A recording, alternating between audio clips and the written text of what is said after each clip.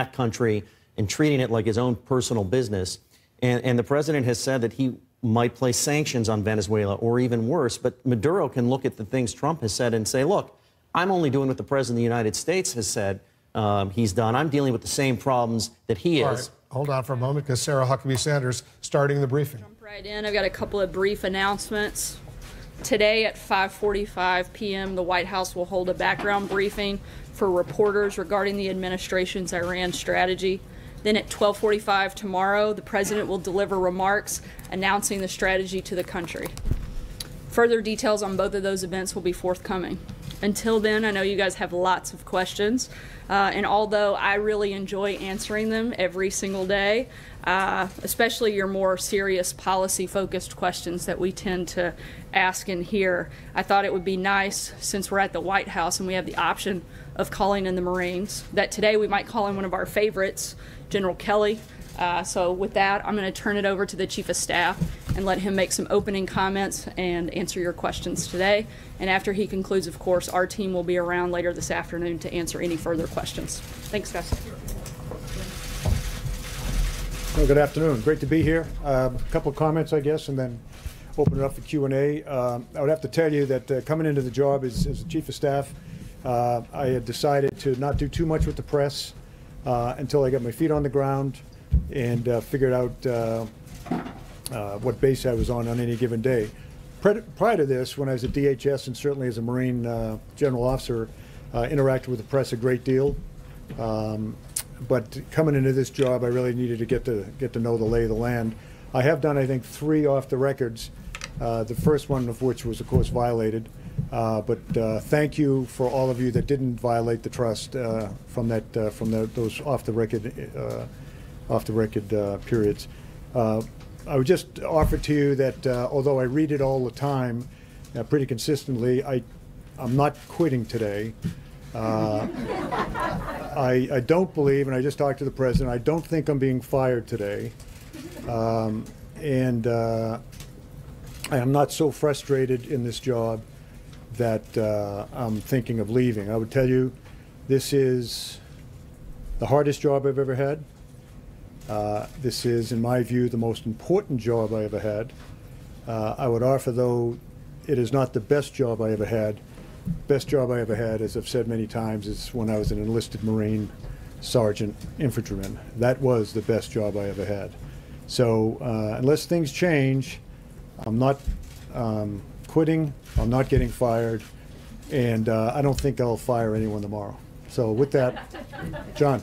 General Kelly, if I could, you said you're not so frustrated that you're thinking of leaving, but are you frustrated? No, I'm not frustrated. This is really, really hard work, running the United States of America. I don't run it, but I'm working for someone who is dedicated to serving the country in the way that he's talked about for a number of years.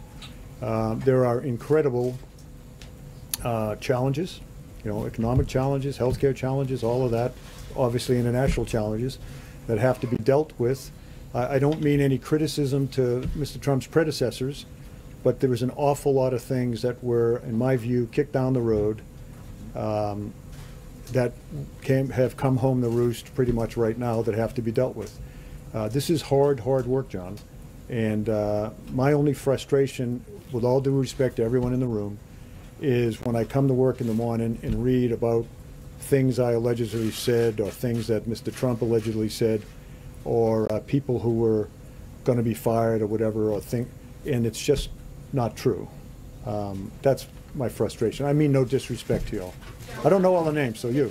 I appreciate that, and thank you for coming out here today. We hope to see you more often. Let's go to one of the hard things that is facing you right now, the situation in Puerto Rico. Mm-hmm. And since you're here to speak for the president, let's talk about his tweet this morning. Does President Trump believe that the people of Puerto Rico are American citizens yes. who deserve the same access to federal aid as the people who live in Texas and Florida? Yes. What is his tweet about then? Which tweet? The tweet where he says that we can't be in Puerto Rico forever. I think he said the U.S. military and FEMA can't be there forever. Right? He did, yes. Okay. First responders, first responders. The minute you go anywhere as a first responder, and this would apply certainly to the military, you are trying very hard, working very hard to work yourself out of a job. There will be a period in which we hope sooner rather than later to where the U.S. military and FEMA, generally speaking, can withdraw, because then the government and the people of Puerto Rico are recovering sufficiently to start the process of rebuilding. I just got off the phone. I've talked to him many times with the governor of Puerto Rico. Great relationship. President deals with him periodically. We saw him when we were down there last week. So, you know, this country, our country, will stand with those American citizens in Puerto Rico until the job is done. But the tweet about FEMA and DOD, read military, is exactly accurate. They're not going to be there forever. And the whole point is to start to work yourself out of a job and then transition to the rebuilding process. Yes, sir. Okay, I'm Dr. Anthony Harper with the Intermountain Christian News and Christian Newspaper Association, and in light of the President in support of pulling out of UNESCO, what would the President's response, to UNRWA defunding, which is a UN agency that has been in the schools specifically inciting kids to violence against the Jews, and our tax dollars going into that? Do you have any statement about, in light of UNESCO pulling out, about UNRWA?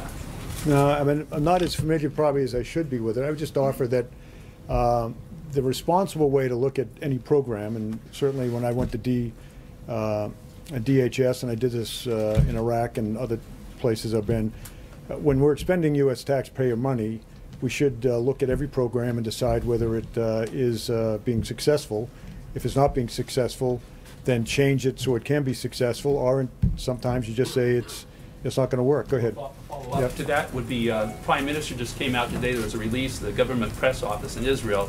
Prime Minister welcomed the withdrawal from UNESCO, and I had met with the Prime Minister of Israel in May about the UNRWA issue. He's very concerned. He made a statement in Jerusalem Post not too long ago in denouncing UNRWA, so I thought it would be. No, I'd have to get more familiar. Sorry. General Kelly. Margaret Brennan. Yep. Yes, thank you very much for coming out and doing this. You focused a lot on process and establishing processes here at the White House. I'm wondering if you can explain. Is this the iron hand that I brought to the staff? No, but did you? No. Is that how you see it? You don't see that you have an iron hand. Just put some organization to it. Well, can you Put explain? a smile on my face. Although you guys with the cameras always catch me when I'm thinking hard, and it looks like I'm frustrated and mad. Yeah, what is your frustrated face? Huh? But back to the question. Can you explain what the process was with this Pakistan raid, what the President's involvement was, how you sort of... Pakistan raid? The Pakistan raid to release these Americans who... Caitlin Coleman and her family. Oh, no, the level. Okay, go ahead, yeah. The level of the President's involvement and awareness and. No, I think we have, roughly 20. In fact, about with 4 of them, the 3 children, of course, being U.S. citizens, and the mother, we've now reduced, and I'm not making a joke here, but we've now reduced the number of hostages by almost a third. But that's not to take away from all of unfortunate people that are still being held hostage. I'll use the term partners in Pakistan. We've been watching for the family. What can I say? I'm not making up a lie here. I'm just staying within the classification. Let me just say the Pakistanis, great partners in this regard that they are, and I think there's been a change. Hopefully there'll be a change in the cooperative relationship between the United States and in Pakistan. But the good news is the Pakistani officials got custody of the American citizens, 4 American citizens, 3 children, 1 adult female, and then of course the husband is a Canadian citizen. Took them into custody, held them for us, not for us, held them. We had arrangements to transport them back to the United States or to Canada, any way they wanted to go, medical treatment along the way. A lot of this, of course, would be psychological treatment. They've been essentially living in a hole for 5 years. I mean, that's the kind of people we're dealing with over there. Luckily, and thank God that the Pakistani officials have took them into custody, so to speak, from the forces of evil in that part of the world. And they're being cared for now as we speak. Can you speak, though, about the President's role in that? As a flag rank officer, a gentleman of knowledge of world affairs, certainly you know the quote from Prime Minister Macmillan, events. What are the events that keep you, let's say, concerned, awake at night, in terms of global affairs? Well, you know, I mean, they're the big ones. Actually, we get a nuclear threat from North Korea, a possible nuclear threat in time by the Iranians. You know, probably the biggest threat, the biggest concern, and it's not an immediate concern, if this continues in North Korea, if eventually other countries, I'll let it go at that, become nuclear powers. Obviously, we already have some out there. There'll be a real impetus for a lot of countries to develop or buy nuclear weapons. You know, I would tell you this, in spite of what someone reported the other day about President, and I don't think he'd mind my sharing this, what he's said to me many times, and to the group oftentimes. I hear him most say about nuclear weapons that wouldn't be great if we could get rid of them all, as opposed to we need 10 times more. So even more than when he references the maintenance of nuclear weapons, modernization, that doesn't mean increase in numbers. I hear him say talk more about, wouldn't it be great? How could we get rid of nuclear weapons? So not a lot keeps me up at night. I mean, the good news is out there we have a great State Department doing the diplomacy thing night and day. As Jim Mattis and I have many times said when we were in uniform, if we don't fund the State Department properly, buy us more bullets. So out there in the world, you got the State Department doing what it does every day, and all the rest of the great Americans that are working those kind of issues. And you got the U.S. military, the greatest military on the planet. We don't like to think in terms of things turning military, but that's always an option. The great thing about our military is it's a real deterrent factor around the world, whether it's nuclear deterrent or conventional deterrent. Right here. Just to get back to a thing that happened a couple of days ago. The President tweeted, the problem with agreeing to a policy on immigration is that the Democrats don't want secure borders. They don't care about safety for USA. Do you think that's a fair characterization? How I would put it is that there's an element within, first of all, let me step back and say, I believe that honest men and women can disagree on anything politically or otherwise. The one thing I draw a little bit of a line to is on the security of the nation. There are certainly people in our country that have the opinion that that open borders or near open borders are fine. People should be able to come and go. There are others, myself included. You can bet the President. But I think the majority of Americans feel as though security on the borders is important. Now, how you achieve that is a different story. I believe I have great relationships with the Mexicans. We have great relationships with the Mexicans on the border. They're in the counter-drug fight with the United States. In fact, in my view, suffer more from the our drug demand, which we don't seem to address. We're trying to now under the Trump administration. But places like Mexico, Central America suffer more from our drug demand and do more in many ways to stop that drug flow than we do in our own country. I was recently down in Mexico before I took this job and flew into Sinaloa and saw Mexican military risking their lives, pulling out tens of thousands of poppy plants that are eventually turned into heroin and eventually consumed by Americans. But we need to secure our borders, and that includes the maritime, our ports.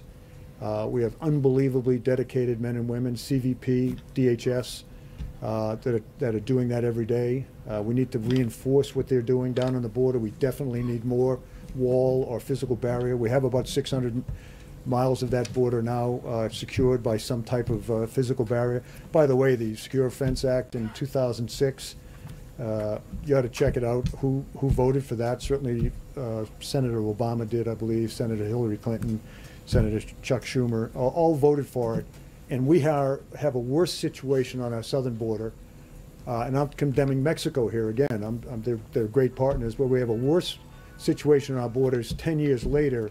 Yet there's this unbelievable resistance to securing our border. And again, some of that is physical barrier. all of that for sure is people, technology, things like that. So we have to secure our borders, and this includes, as I say, our ports, New York, Boston, Houston. Don't have nearly the issues on the northern border with Canada. Great partnerships there, but the problem with our southern border is the drug flow, and the illegal immigration flow rides on a network that right now comes up through into the Western Hemisphere from abroad, up through Mexico, Central America, Mexico, and into the United States. Got to do something about it. Yes, sir. You talk about frustrations. Peel back the curtain for us, since you're in a first row vantage point with the president. What are his frustrations right now? And secondly, a big decision that's going to be upcoming is the Fed chair position, possibly here in the next few weeks or upcoming months. Where does that stand? How actively is the administration engaging that at this moment? One of his frustrations is you, all of you, not all of you, but many of you. As I say, when I first started talking, again, I'm a reasonable guy, but when I read in the morning, I read well, I won't tell you what I read, but and watch TV in the morning, it is astounding to me how much is misreported. I will give you the benefit of the doubt that you are operating off of contacts, leaks, whatever you call them. But I would just offer to you the advice. I'd say, maybe develop some better sources. Some person that works way down inside an office, or just develop some better sources. The Congress has been frustrating to him. Of course, our government is designed to be slow, and it is.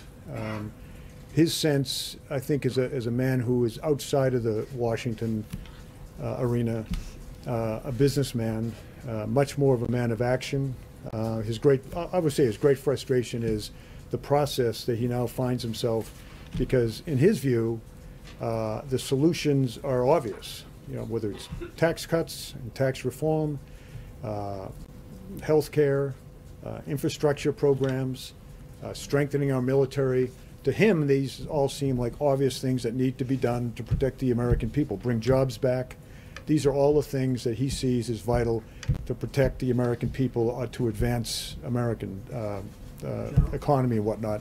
And the process is so slow and so hard sometimes to deal with. So I think those two things. And the Fed, where does everything stand with the Fed right now? Are you guys days away, weeks away? Some time away. I mean, there's still ongoing interviews, but every candidate. I mean, I'm trying to learn about things that have to do with what you're talking about. But all of the people that have been into interview have been really first-round draft choices, and we have more to come. And it's a very measured process. He has great, obviously, advisors to help him make that decision. Thank you. President Trump. Are the people in the front row like the most important people, or is it? No, seriously, how do you end up? We're the cannon fodder. We're the first in line when they start shooting. Okay. General Kelly, thank you so much, and thanks for being here today. President Trump in recent days has gotten into a bit of a war of words with Senator Bob Corker, the latest Republican who he's had a public feud with. As his chief of staff, are you concerned that he's jeopardizing his agenda by feuding with members of his own party? I'm not. I mean, he's a straightforward guy, the president is. That's the one thing I've found he is. I have found him, 9 weeks in the job, willing to work with anyone to advance the agenda being what's good for America, what protects America. You've seen him reach out to these people on the other side of the aisle. I think, not to get into, well, let me just say that when members of Congress say things that are unfair or critical, the president has a right to defend himself. When I read about things that are what I would perceive to be unfair or critical, unnecessarily critical, I will call members of Congress and just ask, is there anything I can do to help you with that misconception you have, or maybe explain to you why I did this or that. Oftentimes, members of Congress that I talk to will say, geez, I didn't realize it came out that way, I'm sorry, or no, I meant it. but it was kind of a grown-up comment, and so I'll take that to the president and say, but then there's others that are, as the president would say, grandstanding. I'm not saying Senator Corker's that way. I'm just saying that some people grandstand and kind of enjoy the attention. Of course, I've talked to. But in the Senator wake Corker. of this recent I've talked to Board fight? Corker. Yeah. And do his tweets make your job more difficult, General Kelly? No. No.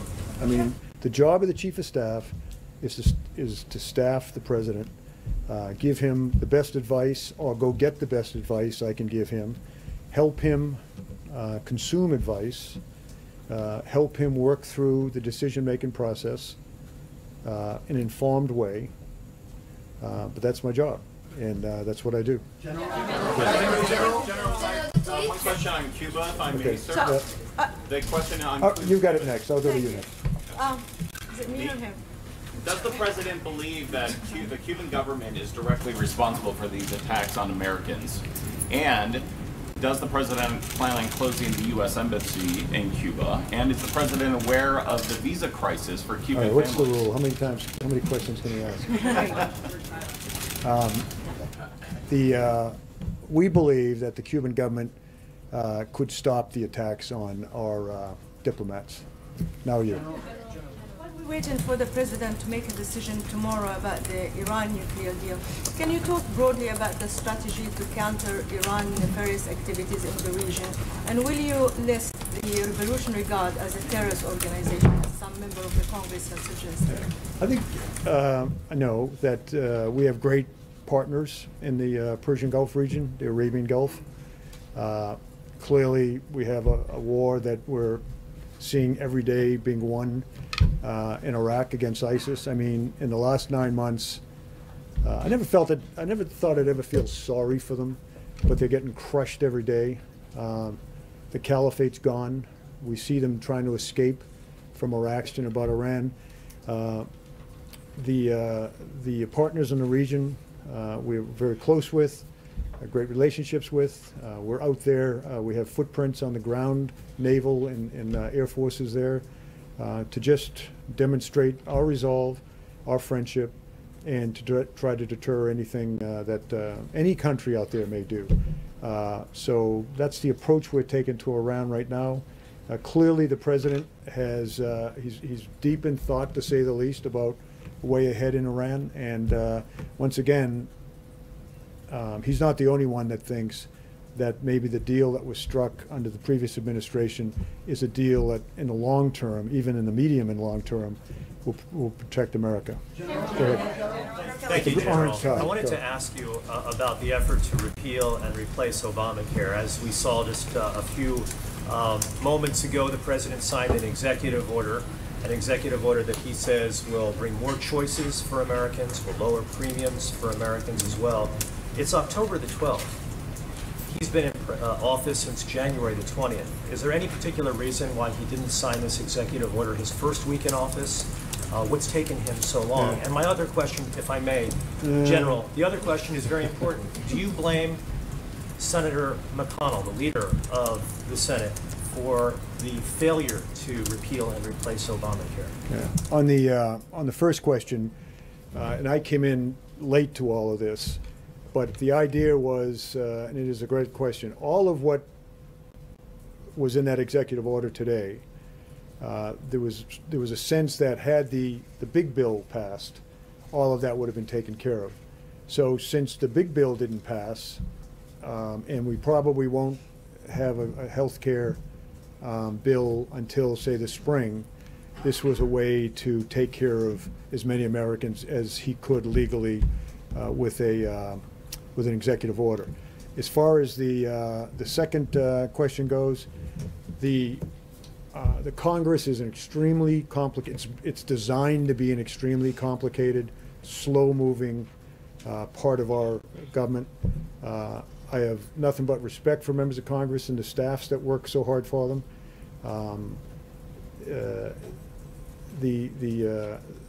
Sometimes it's like talking to Nancy Pelosi once. She's the leader, but boy, is it really hard to lead. I'd say the same thing about the majority leader in the Senate. There are 100 or whatever, 100 members of Congress that look to their states, you know, have their own political baggage to deal with, and they're not always reliable on every vote to vote the way that the president or Mitch McConnell wants to vote. So that's good. One more. Who's the lucky one? Thank you very much, sir. First of all, congratulations. On what? For your new job. Yeah. Sir, as far as U.S.-India relations are concerned, recently many tragedies have taken place here, and Indian American community in India paid a tribute on 9/11 at the Georgetown University in cooperation with the Indian Embassy and also at the Gandhi Center, as far as the tragedy in Las Vegas is concerned. My question is that Indian Ambassador Mr. Sarna said that time has come now. U.S.-India should stand together against all these terrorism. And same thing, Prime Minister Modi, when he was here at the White House, he told President Trump that India is with the U.S. anytime, anywhere, as far as fighting against terrorism. So where do we stand, sir, today, as far as U.S.-India relations are concerned? By the way, I've just, as I listened there, that face I had on was my listening intently face. The United States of America will stand with any country against terrorism.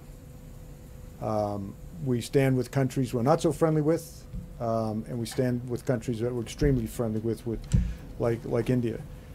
This cancer of terrorism, as we crush it in the caliphate, as you all know, is moving in other directions, to include the West, into Western Europe. But the northern part of Africa is suffering terribly, and it will grow there. As it moves south in Africa, it's moving out into is already in South Asia. Very, very dangerous. I went to a very, very good conference that King Abdullah of Jordan invited me to, the Aqaba initiative, where he had all of the Southeast Asia countries represented, particularly the big Muslim countries, to include the Philippines. They have many, many Muslims, as you all know, in the southern part of the country. And the discussion was, you know, what do we do as this, you know, ISIS form of terrorism, cancerous, metastasizes in those parts of the world? And these countries are very, very afraid of that, because they've had to deal with it locally, but not, if you will, you know, a threat that will go into places that typically you don't normally see Islamic terrorism thrive. So again, I would say that the United States will work with any country, does work with every country that is trying to get its arms around terrorism of all kinds. And there are different types. It's not all religious-based. There's various types of terrorism, but that would be my answer. But I think that... Thanks a lot. Sir, is President Trump going to visit India? Someone asked me an Yeah. Thank you, General Kelly. I have a question about the tweets. That's a big part of this administration. Do they get you by surprise, and are they official statements? And on the war against North Korea, what are the chances? Should the American people be worried about the war? That's two questions. Yes. Which one should I answer? Both. The American people should be concerned about a state that has developed a pretty good ICBM capability and is developing a pretty good nuclear reentry vehicle. I would believe, I think I speak for the administration, that state simply cannot have the ability to reach the homeland, and for that matter, well, the homeland. Right now, there's great concern about a lot of Americans that live in Guam.